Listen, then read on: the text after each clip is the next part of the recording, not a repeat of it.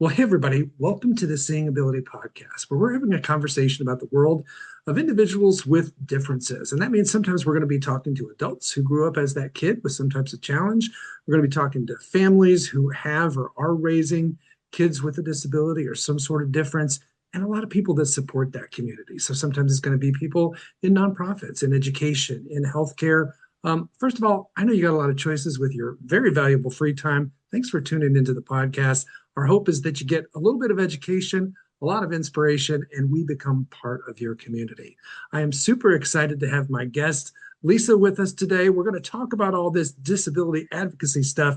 But first, we want to get to know you as a person. And so I do what's called the Fast Four.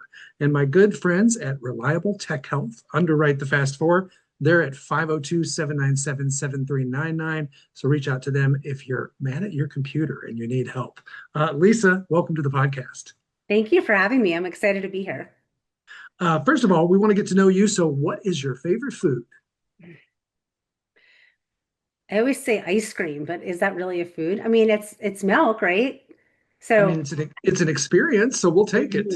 yeah, that would be my favorite. Okay, if we got a hold of one of your listening devices and could see your playlist, what kind of music are you listening to? Oh gosh, a whole bunch of different things. My all-time favorite though is Billy Joel. Okay, Billy Joel, I like it. What are you enjoying right now in the realm of it could be a great movie you've seen, a show you're watching, no judgment here, it could be a guilty pleasure streaming show, or a great book you're reading right now? What am I? I'm not haven't I'd love to have time for reading right now, but I haven't had much time. I love to binge watch like the short mini series on Netflix, and there's several of them that I'm just kind of cycling through. So, but I do like the crazy murder plot twist things that Yes. are You and my just you and blow my my wife mind. are you and my wife are right there. And it's funny how they've reeled us in. If they told us this is a 6 hour movie, we'd say no. But if it was a limited series with 6 1 hour episodes, count me in. Yes, absolutely. Uh, Absolutely. I love it. Okay, last but not least, if we could just whisk you away to any place in the world, where would you want it to be? Oh gosh. I know you shared this with me and I was trying to think, maybe Australia because I have always wanted to go, but I do not want to take that long flight from the East Coast. Okay, there you go. So Australia, we'll leave it at that. See which way the water drains or something like that, right? Yeah. I have not been myself.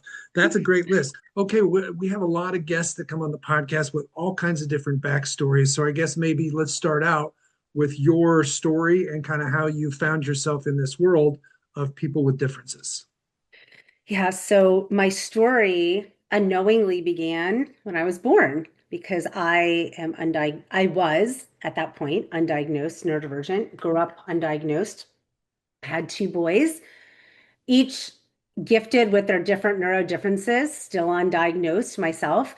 Um, and so it started unknowingly and then led up to my parenting. First time I only know of a world as a parent with neurodifferent children. Hmm. And now I know a lot more about myself as a neurodifferent individual.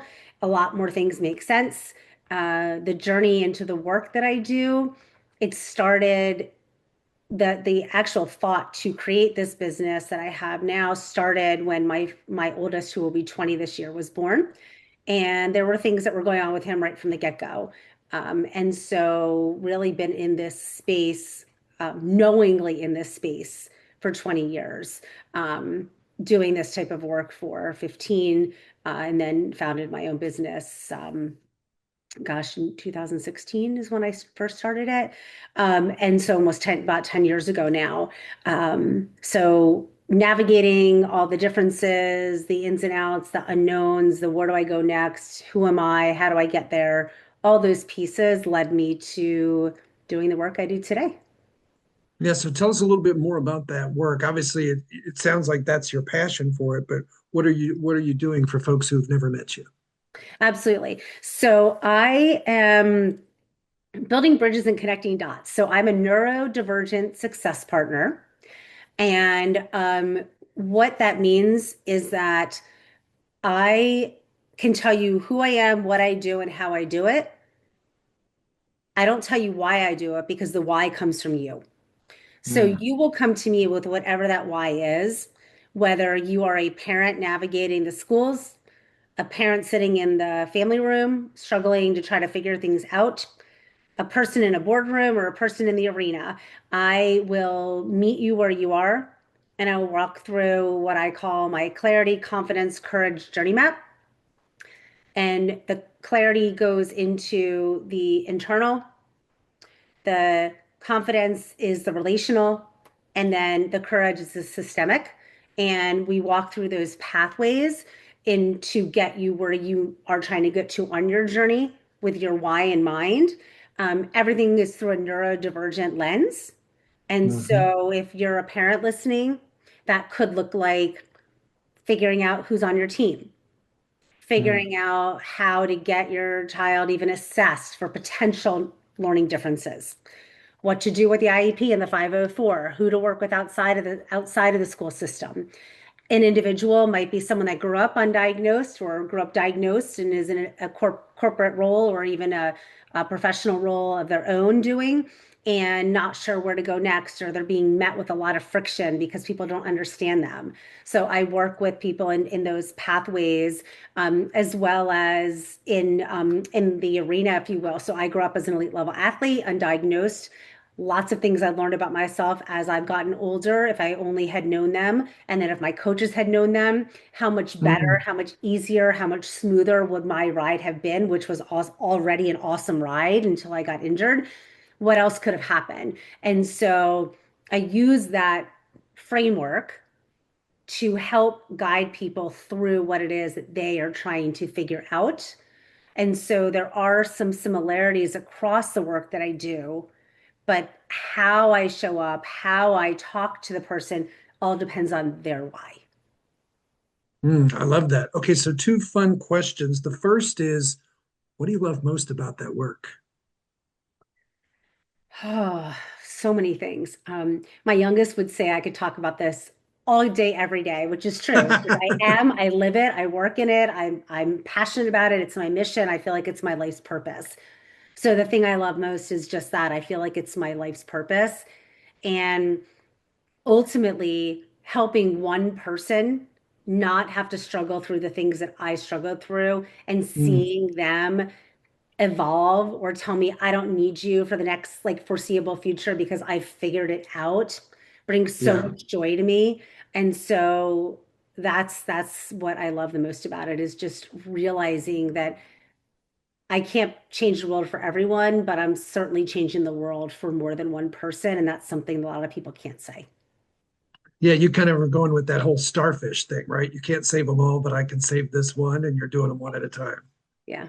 Yeah. I love that. So along those lines, let me ask you two questions. I'm a big fan of stories, obviously without naming names, but like profiles.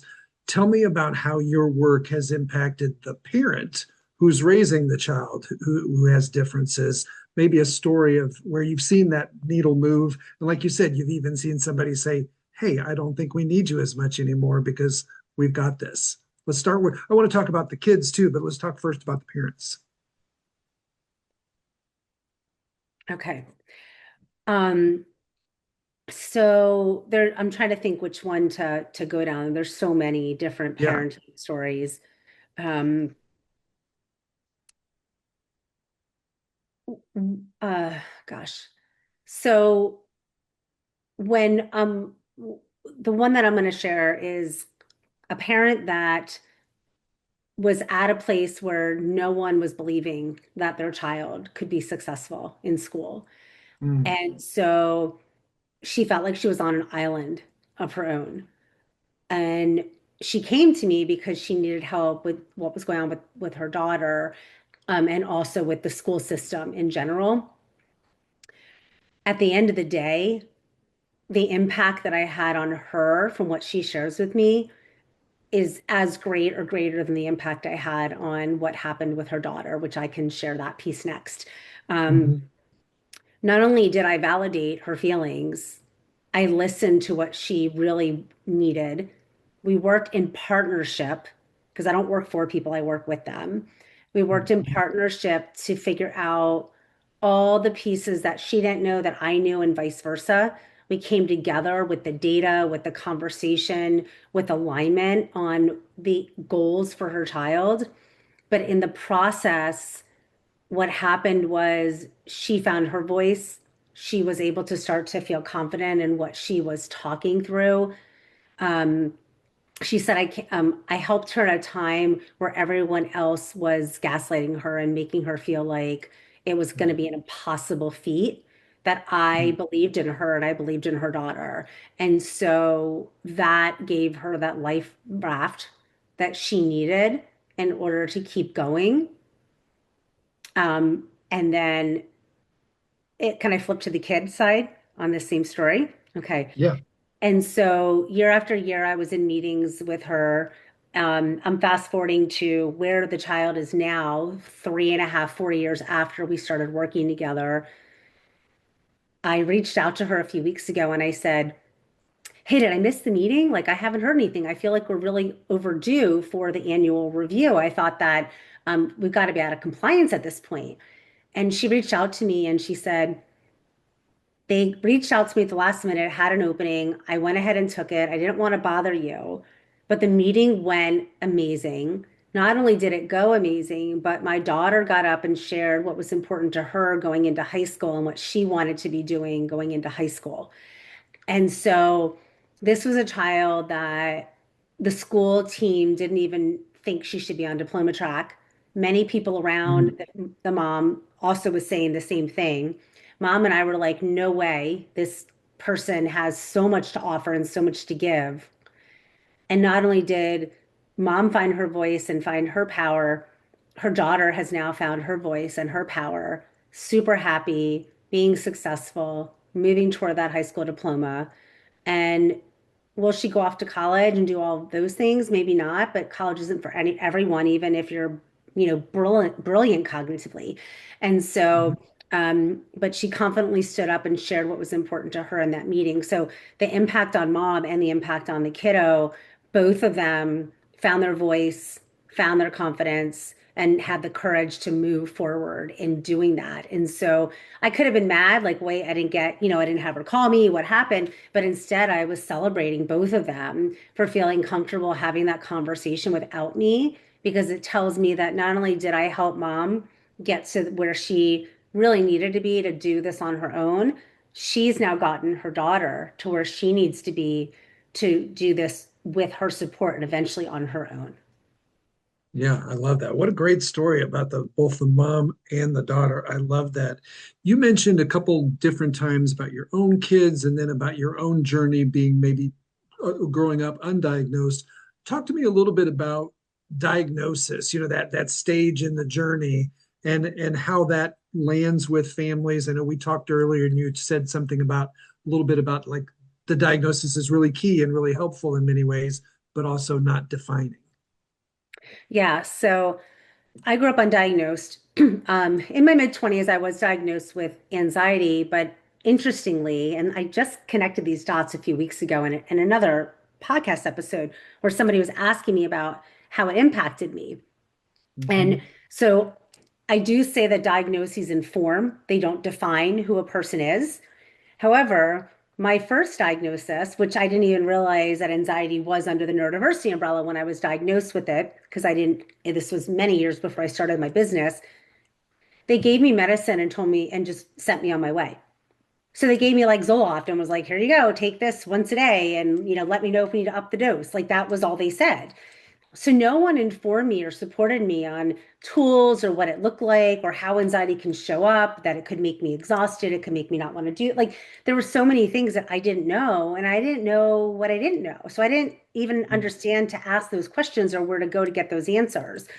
So as I became a parent, I leaned into asking all the questions. It was almost as though I was like rebirthing my inner child in within my kids to give them everything and every opportunity to have the scaffolding in place to be as successful as possible and not have some of those barriers unknowingly back then.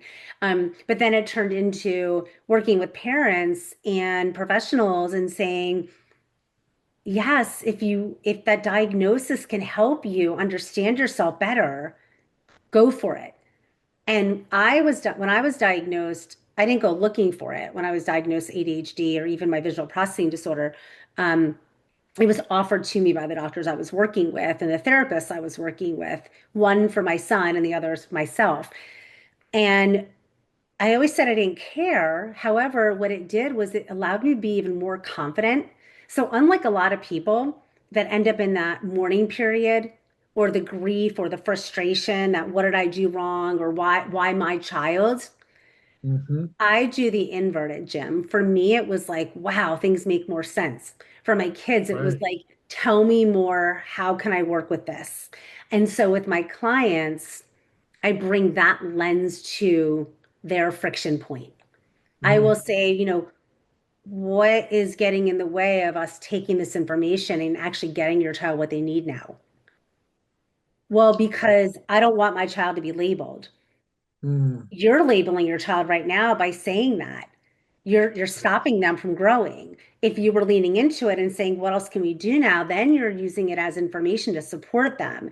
And so oftentimes when I'm looking at like that clarity piece of my journey map, I talk about that internal.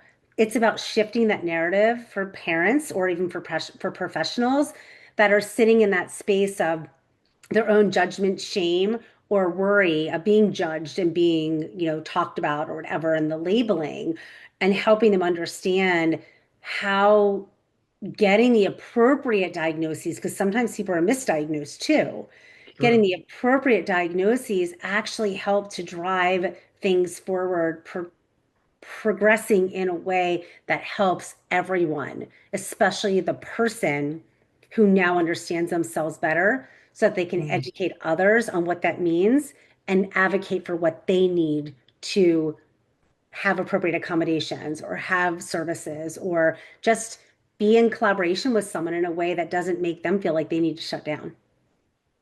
I love that. I think probably so many of us, unfortunately, have operated in a world where a lens where a diagnosis is somehow seen as like a bad thing and all the but a lot of that, like you said, a diagnosis unlocks a lot of opportunity. Yeah. The bad thing part is really all between our ears and how we see the world and our perceptions and all the views we bring to it. So that's really empowering. And I'm hoping, I bet you there's some listeners listening to this to think, yeah, if I could just invert it and think of what this does to inform me and my kid and the rest of our journey, instead of understandably having those emotions come up that I have to process through of like the bad parts, the perceived bad parts. And I'm not saying don't process through them. In fact, the Right. very first training that I ever ran for parents, specifically for parents, was around understanding your child's diagnosis Yeah. and how to speak to others about your child with special needs. So back then, back in 2016, I was still calling it special needs. I was calling myself an advocate. Now I've Mhm. shifted that perspective because it's much broader than that Okay. box. Mhm. It's differently abled. It's other abled. There's so many phrases and terminology that you can use, but it falls under the entire disability and neuro different ways of thinking and learning and growing. But it all comes back to societal norms. And so, just like who's neurotypical versus neurodiverse or a neurodivergent individual versus a neurotypical, it's what society deems to be normal. And so, Right. when we invert it, when we choose to become pliable, when we choose to be pliable, meaning flexible in our ways of thinking and shaping and reshaping, and we don't give in to those societal standards or um, sink into ourselves when someone tries to make us feel less than, but instead stands in our courage and our power to articulate it, not in a combative way, but in a curious and courageous way, things will start to shift. We may still be the odd man out, but honestly, I'd rather be the odd man out with 30 people that get me than be the odd man in with 100 that don't. I love that. Okay, I've got another area I want to ask you, but Sure. first we're going to take a short break. When you have a kid who is different, all your ducks need to be in a row, especially your money. Cam Howell with Primerica knows the joys and challenges as he and his wife raise their medically fragile son, Brooks. Cam brings over 14 years of experience to help his clients be protected, have a plan for the future, reduce debt, and connect to resources. Get your financial house in order so you can enjoy every moment with your child. Reach out today at 502 803 5075. And now back to the show. I know this is a subject matter where we probably could do a 3 hour podcast on it. So I'm going to ask you for a short block that's a admitted oversimplification, but the concept of the IEP and this idea of families finding a way to be in partnership with schools at a high level, you do so much work in this space. What overarching things have you learned and advice do you give to families in that topic? Yeah, gosh, it is a whole thing. One thing that I will say is that, and I'm actually going to pull something over because I want to just kind of talk to it for a moment. Yeah. I think I mentioned this too, that there's lots of different things. There's understanding the pathway, um, there's understanding like how to get there and the emotions that come up, like we were just talking about. But on the Hmm. flip side of it, before you find your path, there's building that support team. So you're kind of building and doing it with you. So when I think of what I do as a neurodivergent success partner, working together to build those bridges and connect the dots for the person's unique journey, who ends up on that IEP team really depends on your child's unique circumstances. Mm. So if you think about like the educational team, there's a special educator, the school psychologist, maybe an IEP coordinator, classroom teachers. There may be medical and health providers. There may be executive functioning coaches, which I don't even have on my current like support system team, but it doesn't mean that they're not necessary. There's the occupational therapists and the speech and language pathologists, both on the outside and potentially the inside of the system. There's someone Hmm. like me. There's other groups. There are also parents and personal tribe members, if you will, like who's on your dream team, people that get it, parents that get it, other just people that aren't going to judge you. But what's really important when you're thinking about the IEP team is a couple of things. The parent, the caregiver, and someone like me, we are integral pieces of that team. So when you start to hear the school team said versus we as a team have decided, that's a red flag. Mm. It's a red flag that you're not on the same page with them and they're choosing to lean into their power and say that like we've made this decision, you can go ahead and dispute it, but this is our decision. Like they're literally shutting you down. That's not the sign of collaboration that I like to work in and I believe is required to truly do what's best for the child. But when you're also working with this IEP team, there's lots of phases of assessments and identifying gaps, research that may need to be done, all these different meetings that come about, the ways that we communicate, how often you revisit it. And so knowing that all those pieces have to come together, it's overwhelming to just hear those pieces. And so then to know what to do and who to talk to for which things, it goes back to again, the diagnosis informs the information that helps drive you to the steps that lead you to building your team. Mm. And so bringing those pieces together and having someone like me that can help you understand it, fill in the blanks. It's not that you're not able to do it, but we're not born, they're not, kids aren't born with a manual, right? We need a manual to drive. We need a manual to have it. We have a Lamaze classes to have a kid. I say scratch the Lamaze classes, nothing against those that do Lamaze, but let's do parent behavioral classes. Let's do parent training. Let's do here are the different things that you need to navigate in the first year of a child's life because if someone's birthing experience is anything like the two of mine, they were anything but was expected. Nothing could have Mm. prepared me for the birthing experiences that I had with my kids or what came after it. And so giving a little bit of those insights, we don't know what we don't know. And so that's where that partnership with the school and the parents. I look at the role I play as that middle person where I'm helping to bring together with objectivity instead of emotion and move forward on behalf of the child. Powerful. Yeah, you're absolutely right that what to expect when you're expecting, there's not a what to expect in the first year, the second year, Yeah. and especially what to expect if you sense that maybe your child is on traditional is a path. Yeah. Yeah, powerful. It's a big thing, and I know this is probably a big part of your work, but what advice would you give to parents out there that are listening about what they can do to build their, not just school related, but just their village, that idea, their community, their support system? You mentioned some of that, but talk a little bit more about what elements you think are really key for parents to have if they're on this kind of different path. It's really important to recognize that sometimes there's people you need to keep your distance from, and Mm, sometimes there's just people you need to lean into because everyone is not going to understand what you're going through. And even those that might be in the same ocean as you may not understand what's going on in your boat. mm, So it's okay to package your energy and make sure you're not going outside of your own capacity because you have to, and I don't say you get to, you have to take care of yourself mm, first if you're going to get to support those around you that are going through life with these differences. And you too may have some differences that you may not know about. So then lots of other emotions come up. So surrounding yourself with people who may not quite understand it, but are willing to appreciate it with curiosity instead of judgment is a mm. really critical piece of um, the the journey. And I think Jim, you and I talked about this a little bit with your own journey before, we came on here and um, what you've learned and what you wish you would have known. And even us talking about things that I know about your journey and you know about mine a little bit from the conversation we had before this.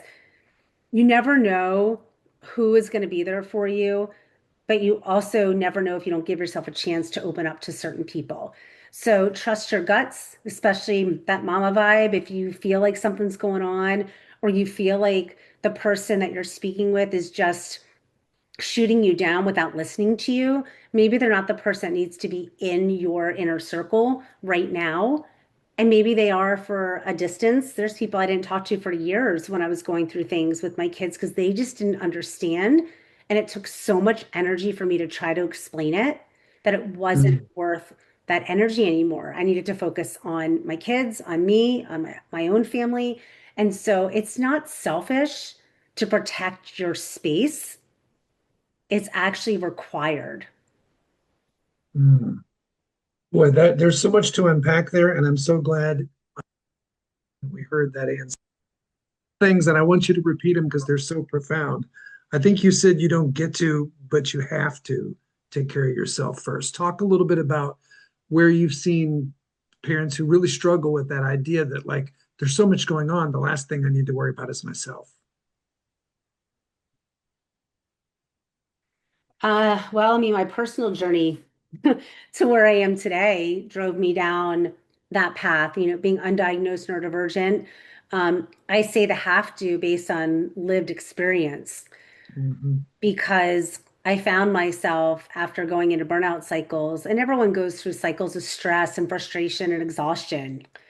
But when you're neurodifferent, and I would say at a heightened state of risk of this when you're ADHD, when you're autistic, and then you also have neurodifferent children and you're going through burnout cycles. But if you're not taking care of yourself and you're feeling like I just need to take care of others, I don't want anybody to fall into that same thing. So when I say you have to take care of yourself, you can't get to take care of others if you're not taking care of you and you're not here to take care of them for the long term. And I learned the hard way that I don't have to do it on my own. I Mm, can ask for help. I don't always have to be the strong one that has all the answers. Nobody has all the answers. And the biggest thing that I learned is that So many people were afraid to ask me if I needed help because they Mm. thought I had it all together. And Well, and yet, sometimes we like to give off that impression that we have it all together, don't we? I guess I didn't do it on purpose. I just showed up like I had it all together. I didn't mean to. It's just, Yeah, and honestly, Jim, I was living in survival mode. yeah. So what looked like having it all together to everybody else was me literally running in survival mode and in people pleasing mode, fraying and fraying and fraying and fraying more and more every year until the rubber band snapped and the Energizer bunny batteries just went flat.